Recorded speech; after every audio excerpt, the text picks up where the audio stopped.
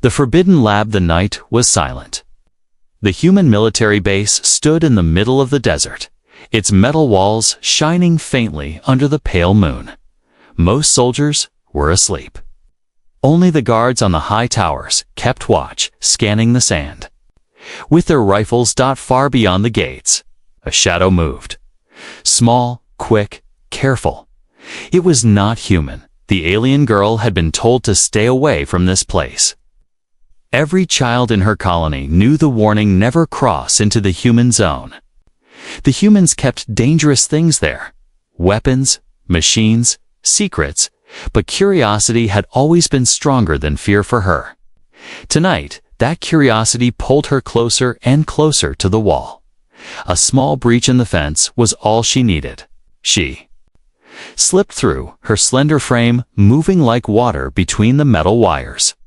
Inside, she crouched low, her glowing eyes darting between the buildings. She had no plan.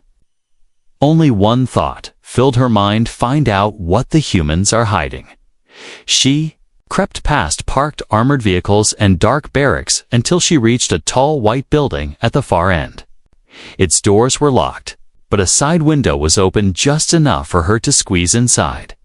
The air inside was different, cold and sharp, like the smell of storms. The floor was white and polished, reflecting the faint blue lights overhead.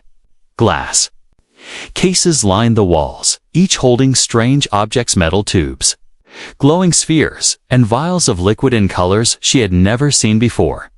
At the center of the room stood a table. On it was a single vial, no larger than her finger. It glowed a deep, pulsing red, like it had a heartbeat of its own. A black label ran across it with strange human letters. Class X prototype, forbidden. She could not read the words, but the way the vial seemed alive made her hesitate. She looked around. No guards, no scientists. Only the quiet hum of machines. Her throat felt dry. She had run all the way here, and the air inside was so cold it made her mouth ache. She touched the vial.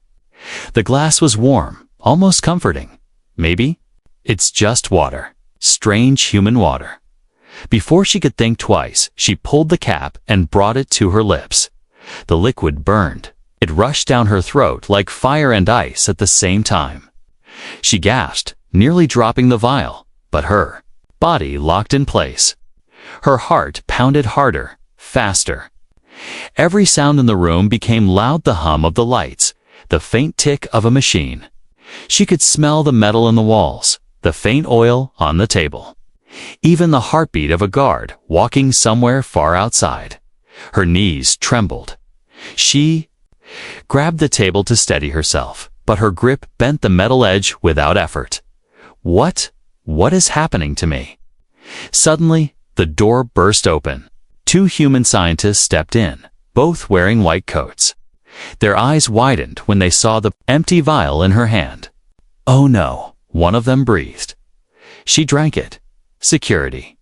The other shouted, hitting a red button on the wall.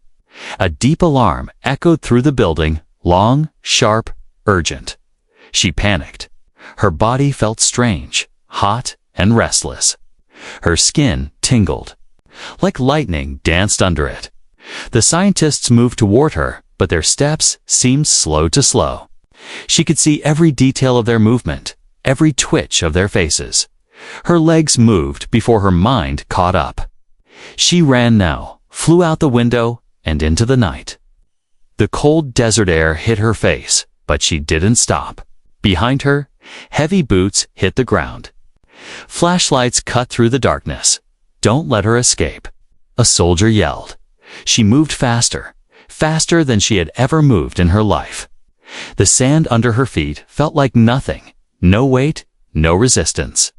She leaped over a wire fence in a single bound, her body surging with impossible strength. The human voices grew faint. She didn't look back. Her only thought was to get far away from that place, from the red liquid, from the fire inside her veins. But deep down, a different thought whispered, a dangerous one. I don't feel weak anymore. ***, the awakening, the desert wind was cold. but she did not feel it. Her legs carried her far from the human base, faster than she thought possible. The moon hung high above, painting silver lines on the dunes. Each step felt lighter, easier, like the ground itself was helping her move. When she finally stopped, she realized she wasn't even breathing hard. No sweat, no ache in her legs, only a strange heat deep in her chest and a constant rush of power in her veins. She touched her arm. Her skin felt different, warmer, firmer. It's as if her muscles had doubled overnight. In the distance, she could still see the faint orange glow of the base's warning lights. Somewhere inside, soldiers were no doubt searching for her, but they would not find her here, at least, not yet. She reached her village before dawn. Small clay houses stood in a circle around the central fire pit. The streets were empty, the air filled with the quiet crackle of the dying flames. No one saw her slip into her home. She sat on the edge of her bed, staring at her hands. They trembled, not with fear, but with energy. She could feel her heartbeat in her fingertips, and not just hers. She closed her eyes and heard them. The breathing of a man sleeping 3 houses away. The slow, heavy steps of a night watch guard. The soft rustle of a child turning over in bed. Her eyes flew open. This isn't normal. Hours passed. The sun rose, washing the village in gold. She stayed inside, afraid of what she might feel if she stepped out among the others. Her reflection in the cracked mirror startled her. Eyes looked brighter. The green, sharper, and almost glowing dot by midday. Hunger clawed at her stomach. But it wasn't like before.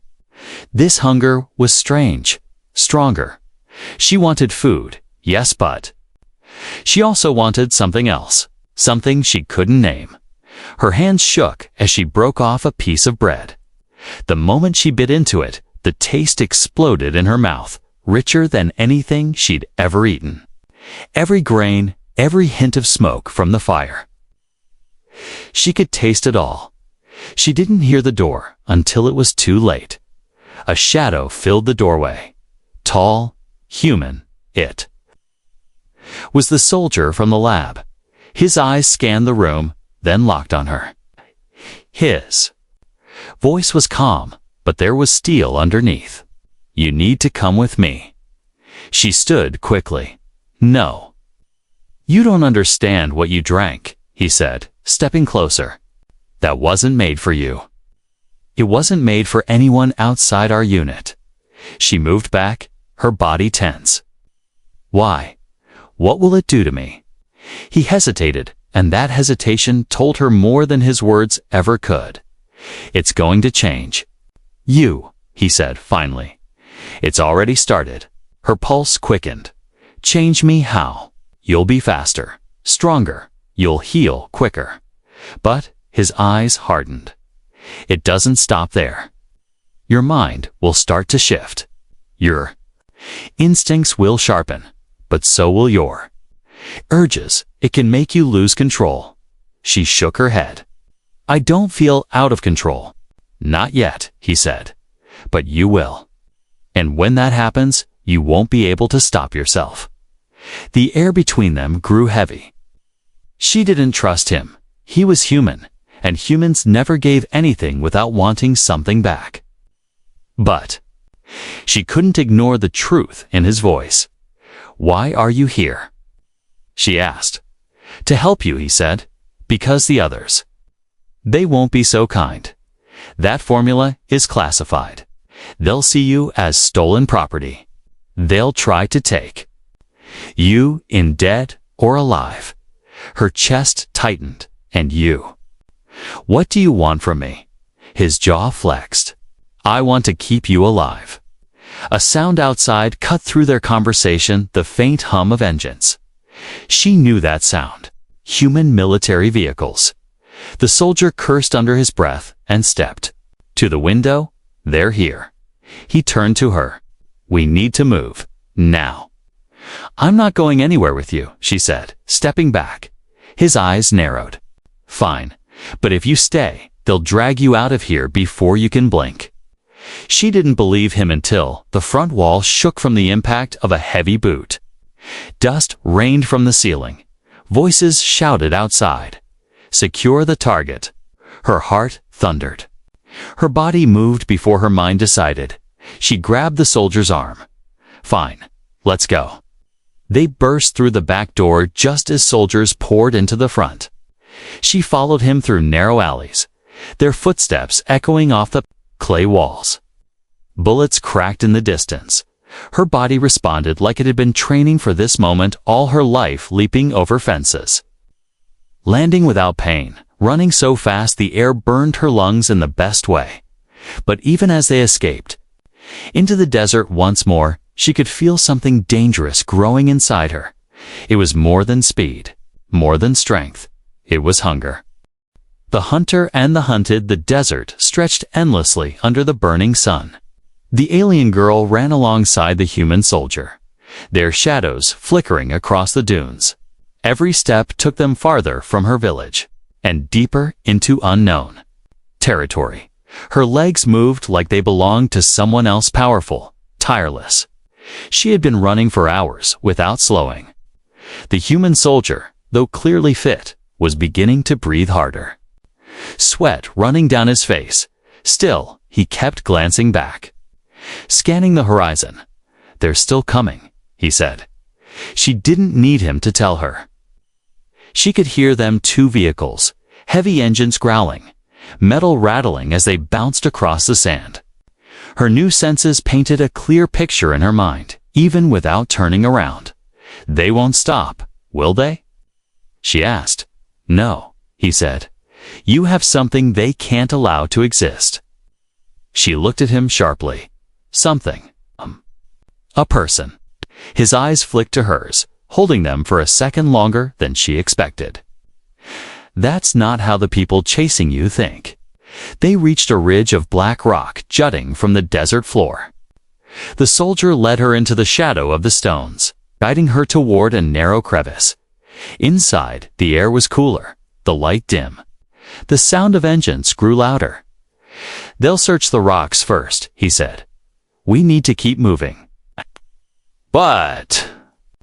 She stayed still, staring at him. "You keep saying we. Why? You could hand me over and be done with this." He hesitated. "Because I made that formula. And I know what it can do. You're the first alien to take it. If they get you, they'll cut you apart to find out why it works." Her stomach turned at his words. "And if I stay with you? Then..." "Maybe," he said. "You'll live long enough to decide what happens next." A deep rumble interrupted them, not from the humans chasing them, but from somewhere else entirely. The sound came from the east, like heavy footsteps, but too large to belong to any man. She turned, her ears straining. "What is that?" The soldier's face tightened. "Trouble. And it's not human." They moved again, slipping through cracks in the rock until they reached the other side. That's when she saw it. A group of figures approached from the desert, tall, armored, with weapons that glowed faintly blue. Alien her kind, but not from her village. She froze.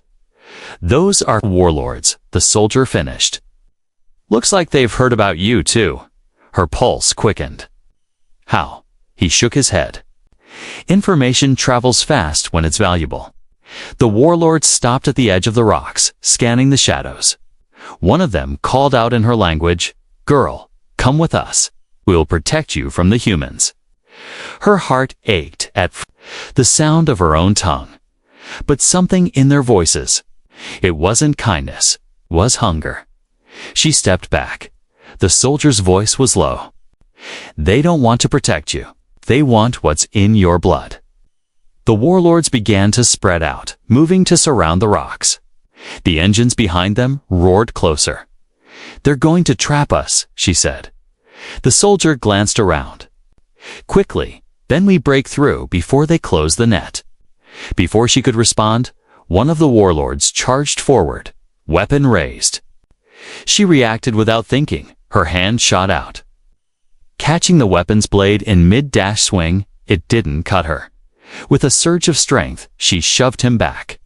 He stumbled several steps before hitting the sand, stunned. The other warlords froze. For a split second, their eyes narrowing. They had seen her strength now. The soldier grabbed her arm. Move. They sprinted toward the far side of the ridge, dodging between rocks. Gunfire cracked from the humans on one side, blue energy blasts from the warlords on the other. The air hissed and burned around them. One blast hit a rock near her head, shattering it into shards. Instinct took over. She ducked, rolled, and came up running without breaking speed. The soldier glanced at her with something between awe and fear. You're adapting fast, he said breathlessly. I don't have a choice. She shot back. They broke free of the rocks and into open desert. But it wasn't safe. It was a killing field. Behind them, the humans and warlords clashed. But several had broken away to chase her directly. She could feel their footsteps pounding the sand. Her body urged her to turn and fight, to unleash. The strange energy building in her muscles, but the soldier's voice cut through her thoughts. Not here, not now. You'll burn out before we reach safety. Safety, the word sounded strange now. She doubted anywhere in the galaxy was safe for her. They ran until the sun dipped low, painting the sky in red and gold. Finally, the soldier slowed, scanning the horizon. He pointed to a distant shape, a cluster of ruins, half buried in the sand. Old city, he said. We can rest there, for tonight. As they approached, the ruins rose like broken teeth from the desert floor. Stone walls crumbled under the weight of centuries. Inside, shadows stretched long, and the air smelled of dust and old memories. They found a corner half sheltered by fallen beams. The soldier dropped his pack and sat, pulling a small device from his pocket. What's that? She asked. Scanner, he said. It'll tell me how much of the formula is in your system.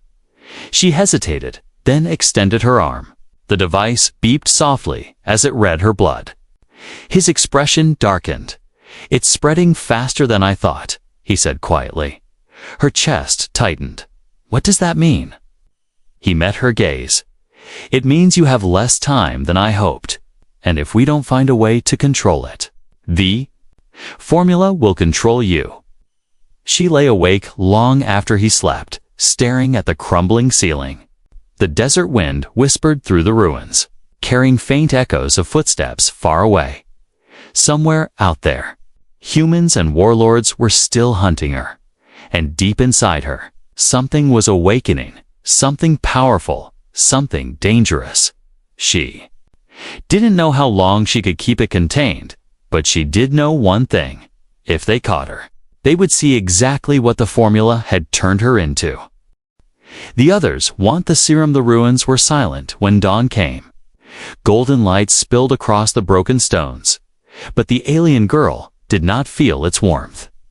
She had barely slept, her mind filled with images of the warlords and soldiers, of glowing weapons and shouting voices. The human soldier, Rin, was already awake.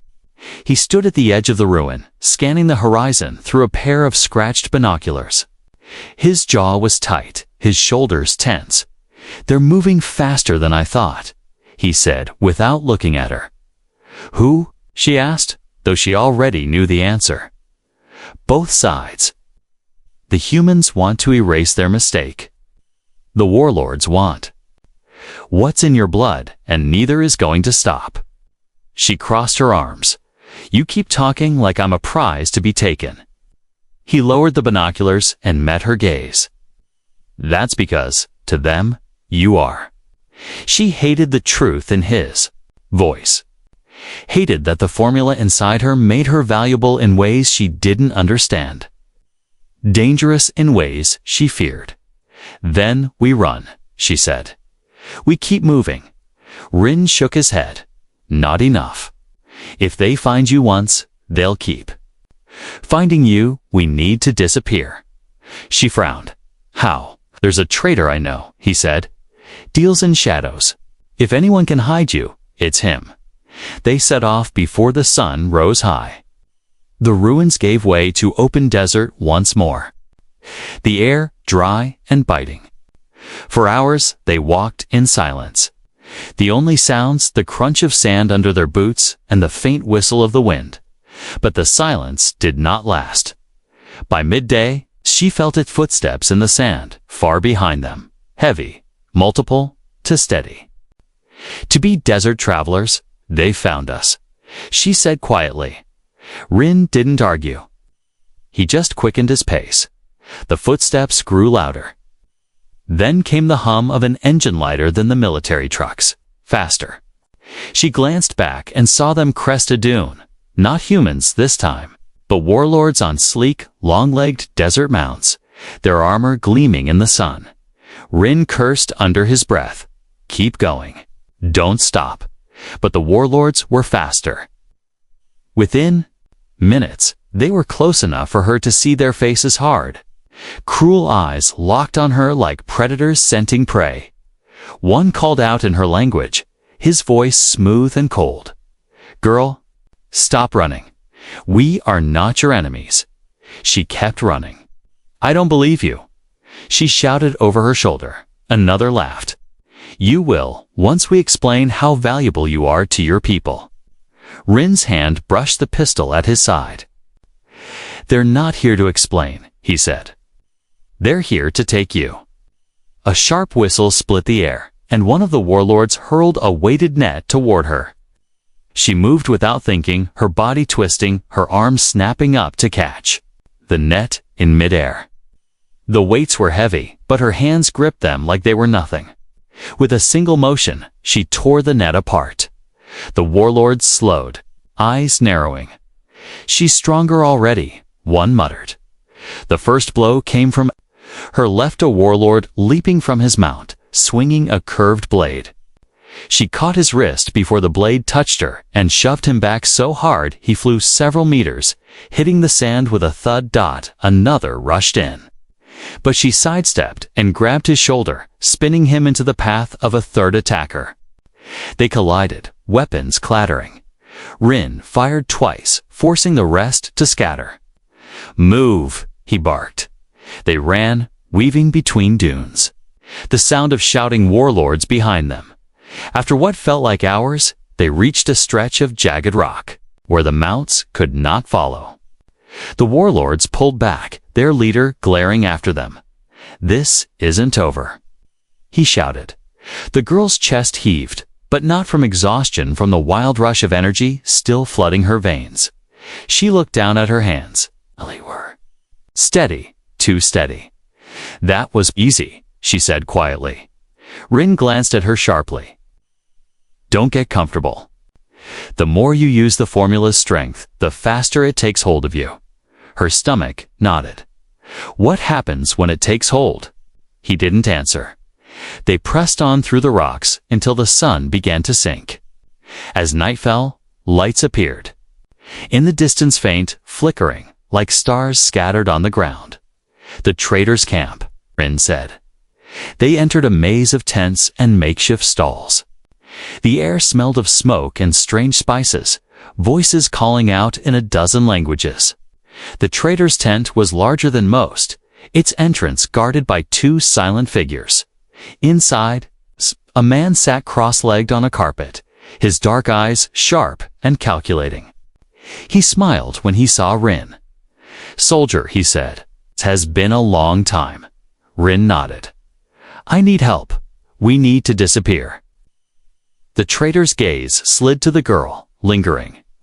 This is about the serum, isn't it? Her heart skipped. How do you know? He chuckled. Word travels. Especially when the humans start chasing one of your kind. Rin stepped forward. Can you hide her? The trader tilted his head. I can, but hiding something so valuable is expensive. She bristled. I'm not something. I'm someone. The trader's smile widened. Of course you are. But the humans will pay for you. The warlords will pay even more. If I hide you, I lose both. Rin's voice turned hard. "Name your price." The trader leaned back, eyes gleaming. "I already have. She stays here under my protection." The girl's stomach turned cold.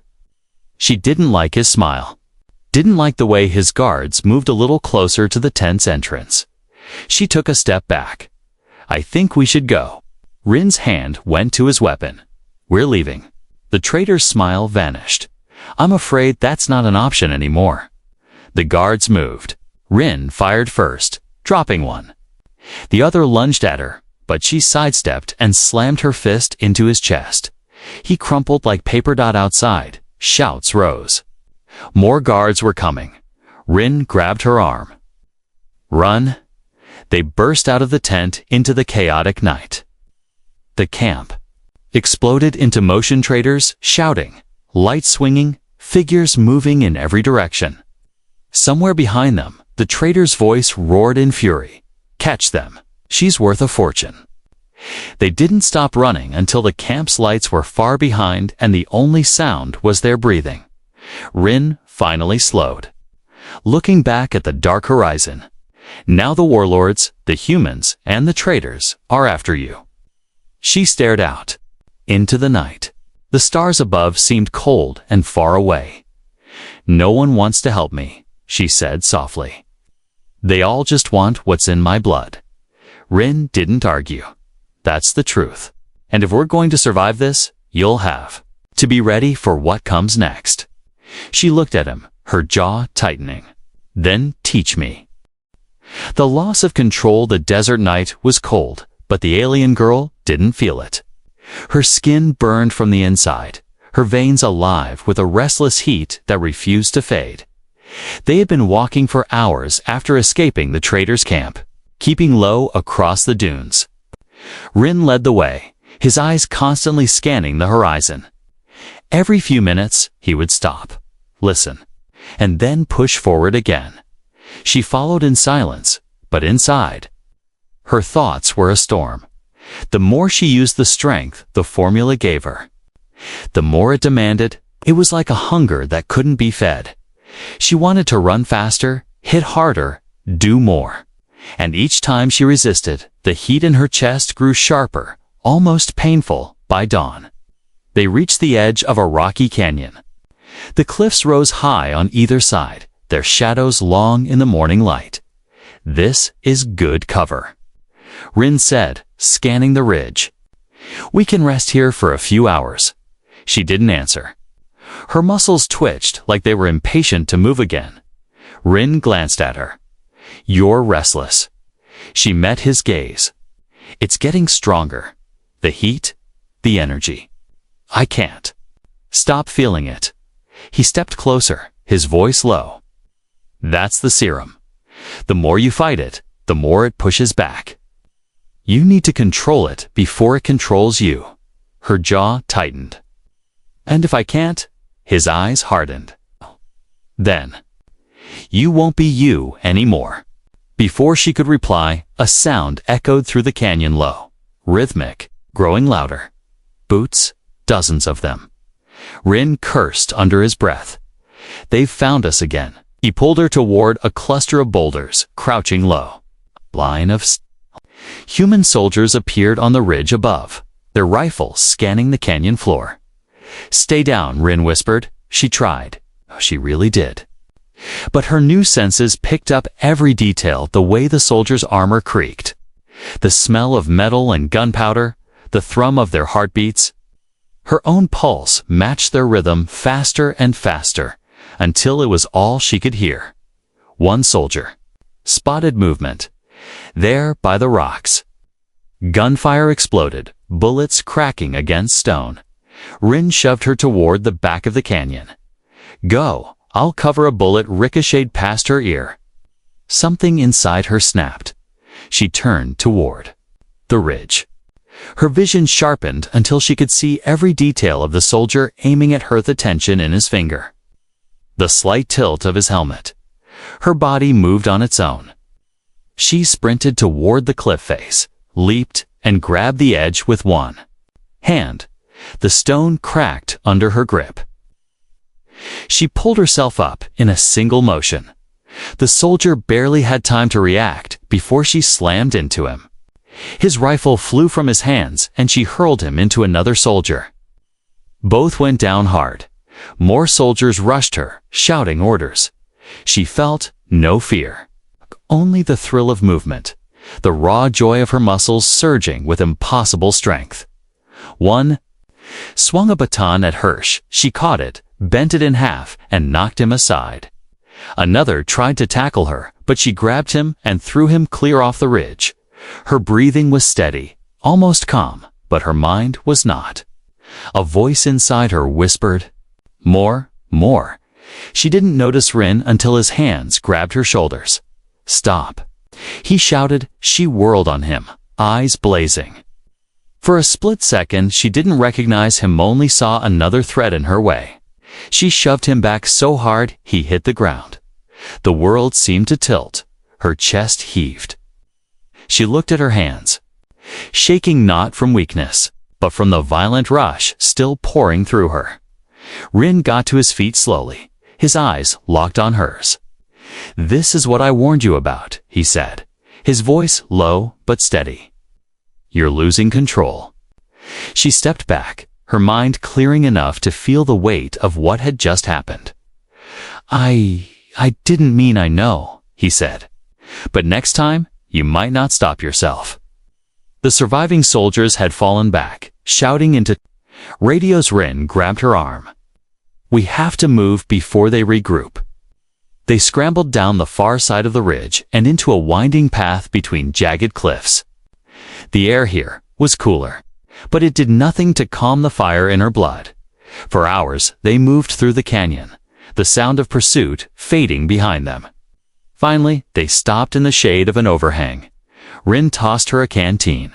"Drink." She took a long swallow, but it didn't help. The hunger was still there. The energy still coiled tight inside her. "You're quiet," he said. She met his gaze. "I liked it." He frowned. "Liked what?" "The fight," she admitted. "The speed, the strength, it felt right. Like I was meant for it." "Okay. That's the serum talking," he said sharply. "It's not giving you power. It's making you want to use it until you burn yourself out." She looked away. "Then what happens? You either collapse, or you become something else entirely. Something you can't come back from." Night fell over the canyon. They camped without a fire, the stars bright above. Rin kept watch, his rifle across his knees. She lay on her back, staring at the sky. She could still feel the soldier's body flying from her grip. The way the ground shook when he hit. She could still taste the rush of it. Her fingers curled into fists. She wasn't sure she wanted to stop. Far away, under the same stars, others were making their own plans. In a hidden fortress beyond the desert, the warlord leader stood before a map covered in marks. "She grows stronger each day," one of his lieutenants said. The warlord's eyes gleamed. "Then we must take her before the humans destroy her. Bring her to me. I will have the serum one way or another." Back in the canyon, the alien girl finally closed her eyes. But sleep brought no peace, only dreams of running, fighting, and a hunger that could never be filled. When she awoke at dawn, she knew the truth. The formula was winning, and if she couldn't stop it soon, the girl she had been would be gone forever. Asterisk. The betrayal. The canyon walls grew narrower as they walked, the morning sun barely touching the ground between them. The alien girl followed Rin in silence, her eyes scanning the shadows above. The serum's effects were stronger than ever. Every sound, every movement felt sharper, closer. She could even hear the faint scrape of pebbles under Rin's boots. They had been running for days. No more traitors, no more warlords. No human patrols in sight, but the uneasy feeling in her chest would not fade. By midday, they found a small outcropping where the rock had formed a natural ledge. Rin decided they would rest there for a while. "You need food," he said, tossing her a ration pack from his bag. She caught it easily, too easily. The movement felt natural now, her reflexes almost frightening. He opened the pack and ate. But even after finishing, the deep, gnawing hunger inside her remained. Her eyes drifted to Rin. He was sitting with his back to the wall, scanning a small device that hummed softly. She had never asked what it really did. "You've been watching me with that since the beginning," she said finally. He looked up. "It tells me how far the serum has spread through your body." "A T?" she asked. His expression tightened, faster than I expected. Before she could ask more, a voice echoed through the canyon. "Is it really you?" She froze. That voice? It was familiar. A figure stepped into view from the far end of the canyon, tall, with long dark hair braided, in the style of her people. His armor was lighter than a warlord's, but still marked him as a fighter. "Kale," she breathed. Rin stood instantly, his hand on his weapon. "Who is he?" She stepped forward. "He's from my village, my cousin." Kale's eyes moved, from her to Rin, narrowing. "You're with a human. After everything they've done to us?" "It's not what you think," she said quickly. "He's helping me." Kale's jaw tightened. "Helping you or using you?" "You've changed. I can see it in your eyes." She swallowed hard. "The humans, they gave me something. Not on purpose. It's inside me now, and everyone's hunting me for it." Kale stepped closer. "Then come with me. I'll take you somewhere safe. Somewhere the warlords and humans won't find you." Rin stepped between them. "She's not going." "Anywhere with you?" Kale's hand moved to the hilt of his blade. "And who are you to decide? She's one of us. She belongs with her people." She looked between them, her chest tightening. "Enough. We don't have time for this. If Kale can help, maybe no," Rin said sharply. "You don't know. What's really going on here?" Kale's voice was calm, too calm. "I know enough. I know she's in danger. And I know the humans will never let her live." The argument cut short when Kale reached out and took her arm gently. His grip was warm, steady, familiar. "Trust me," he said softly in their language. "I can protect you." For a moment, she wanted to believe him. He was family. He had fought beside her in training when they were young. Surely he wouldn't betray her. She looked back at Rin.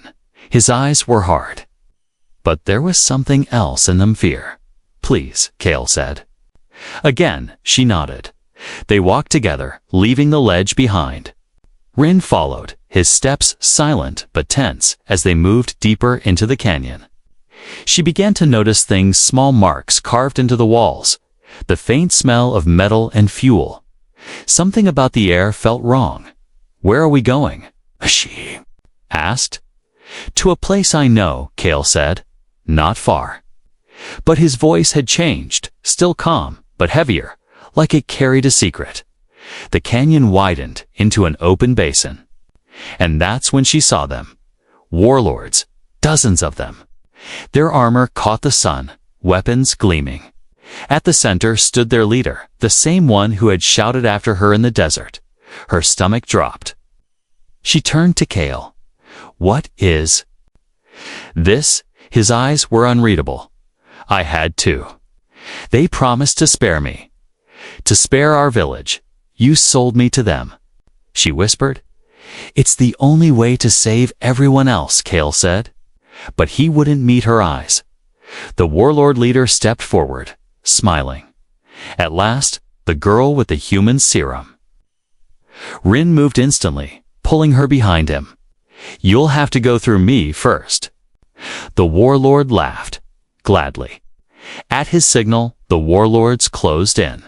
Kale stepped back, shame on his face but no weapon in his hand. The first warlord lunged. Rin fired, dropping him. Two more rushed in, their blades clashing against his rifle. As he swung it like a staff, she felt the heat inside her spike. The hunger roared, louder than her fear. Her muscles ached to move, to strike. Another warlord grabbed Rin from behind. She didn't think she leaped forward, slamming into the attacker and sending him crashing into the rock wall. The others hesitated, surprised at her strength. She could see it in their eyes, fear, but also desire. They wanted her alive, but they were starting to realize how dangerous she really was. Then it happened. The serum took over. Her vision narrowed, her heart thundered, and her movements became a blur. She didn't feel the weight of her own body anymore. She tore weapons from hands, knocked warriors aside like they were children. She moved faster than she thought possible, every blow landing with bone-breaking force. But she couldn't stop. Not even when the last warlord fell back, shouting for retreat. Rin's voice cut through the haze. "Stop! It's over!" She turned toward him, breathing hard, hands trembling. His face was pale. "You almost killed Kale." She looked down. Kale lay on the ground, blood on his temple, his eyes wide with shock and fear.